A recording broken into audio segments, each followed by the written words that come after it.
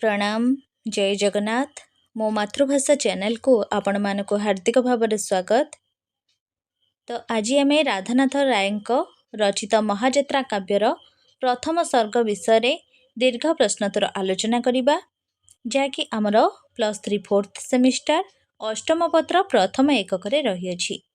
तो जो मैंने आपण मानक चैनल मो मातृभाषा को सब्सक्राइब करना प्रथम करी यही चैनल को आसुचंदी तो गोटे सब्सक्राइब कर दियंतु एवं पाखरे थिबा बेल आइकन ने ऑल ऑप्शन सिलेक्ट कर दियंतु जहाँ फल मो वीडियो सर्वप्रथमे आपणक पाखरे पहुँच परिबो। चलंतु आरंभ करिबा। सेमिस्टर एग्जाम रे आमर जेमती प्रश्न आसुची महाजात्रा काव्यर प्रथम सर्गर महत्व प्रतिपादन कर। तो से संपर्क रे आमे आज आलोचना करिबा। ओडिया साहित्यर वरेण्य साधक कविवर राधानाथ राय हेउछंती आधुनिक जुगर स्रष्टा। से ओडिया साहित्यरू पारंपरिक रीति काव्यादर्श को परिवर्तन और परिवर्जन पूर्वक संपूर्ण नूतन रीति रे काव्य कविता रचना करथिले। वस्तुतः समकालीन नवजागरणर प्रभाव तांक साहित्य रे उपलब्ध होइथाए। महाजात्रा काव्यटी कविंक मौलिक भावना संभूत एक बहु आदृत रचना।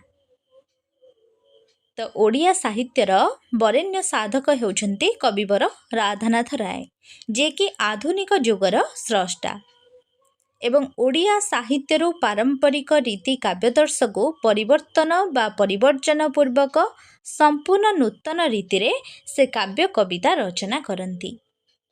समकालीन नवजागरणर प्रभाव तांक साहित्य रे उपलब्ध होइथाए।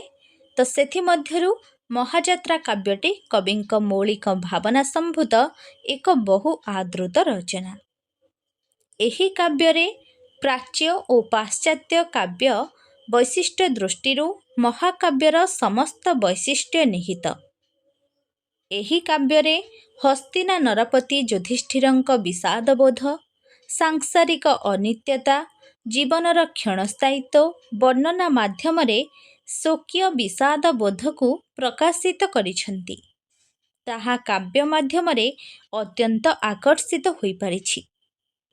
तो राधानाथ रायंक रचित एही महाजात्रा काव्य रे प्राच्य और पाश्चात्यर वैशिष्ट्य निहित होइछि।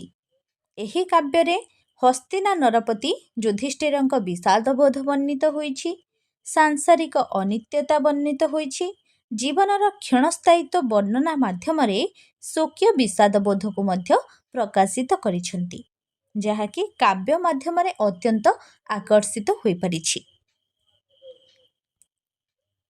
प्रसंग अनुଯାयी धर्मराज युधिष्ठिर शुणिले जे प्रभासरे बा द्वारकरे यदुवंशर ध्वंस होइछि। प्रभु श्रीकृष्णंकर मध्य महाप्रयाण घटिछि। एही दारुण मर्मभेदी वार्ता शुणिबा परे तांको मन भितरे सृष्टि होइछि तीव्र विषाद बोध। से अनुज अर्जुन को कहिछंती, हे भ्राता अर्जुन, जे कुरु महासमर रूपक सागर रे हस्त्र धारण पूर्वक पांडव मान को पारी करिथिले सेही महानुभव संसार रे धर्म न्याय प्रतिष्ठा करी चली जाइछंती आपणा पुरी को। तेणु केउ सुख भोग करिबा पई आम्भे एही संसार रे जीवन धारण करिबा।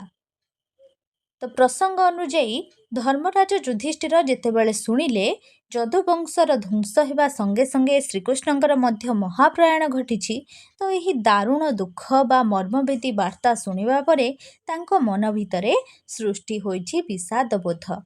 से अनुज अर्जुन को कहिछंती कौन ना, हे भ्राता अर्जुन, जे कुरु महासमर रूपक सागर रे हस्त्र धारण पूर्वक पांडव मान को पारी करिथिले सेही महानुभव संसार रे धर्म न्याय प्रतिष्ठा करी चली जाइछंती आपणा पुरी को।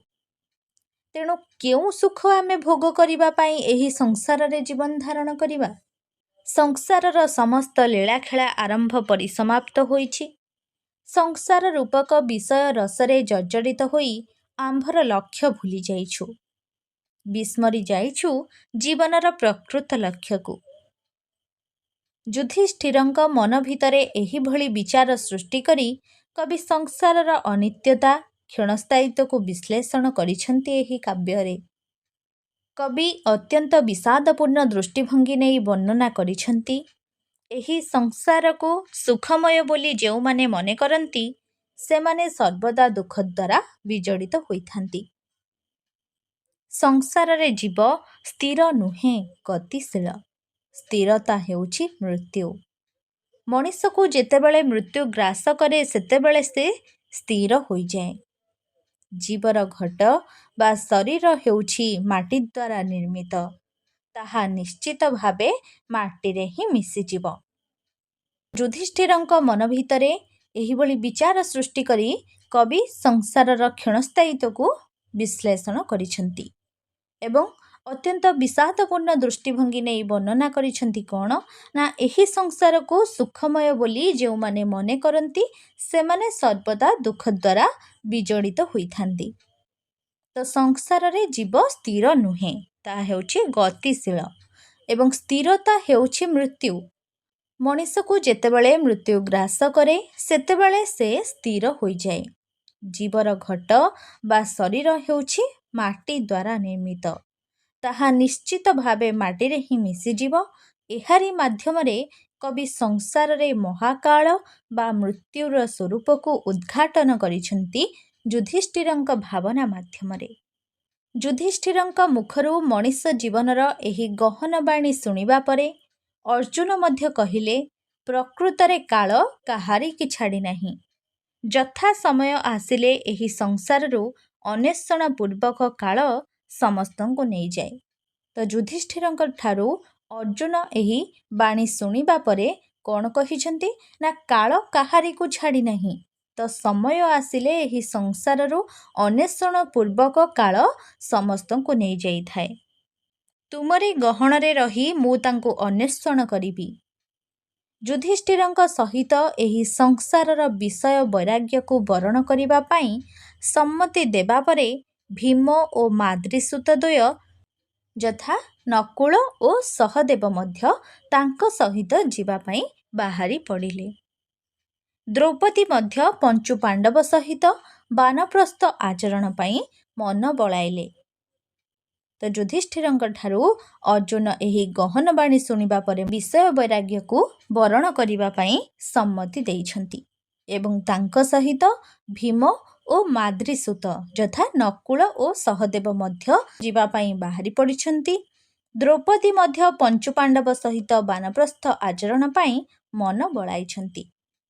କବିଙ୍କ ଭାଷାରେ ଛାୟା ପ୍ରାୟ ତୁମ୍ଭ ସଙ୍ଗେ ବିଚରିବି ବନେ, ସୁଖୀ ଥିଲି ବନେ ଦୁଃଖୀ ହେଲି ସିଂହାସନେ। ଦୁଃଖୀ ପାଇଁ ସ୍ଥାନ ନାହିଁ ସଂସାର ଗହରେ, ଦୁଃଖୀ ଲୋଡ଼େ ନିକାଞ୍ଚନ ଦୁଃଖୀର ନୟନେ, ସଂସାର ସମ୍ପଦ ସିନା ମହା ବିଡ଼ମ୍ବନା। ତ ଏହିଭଳି ଦ୍ରୁପଦ ନନ୍ଦିନୀ ସଂସାରର ଅସାରତା ବିଷୟରେ ବିଭିନ୍ନ କଥା କହି ତାଙ୍କୁ ସଙ୍ଗରେ ନେବା ପାଇଁ ବିନମ୍ର ନିବେଦନ କରିଛନ୍ତି।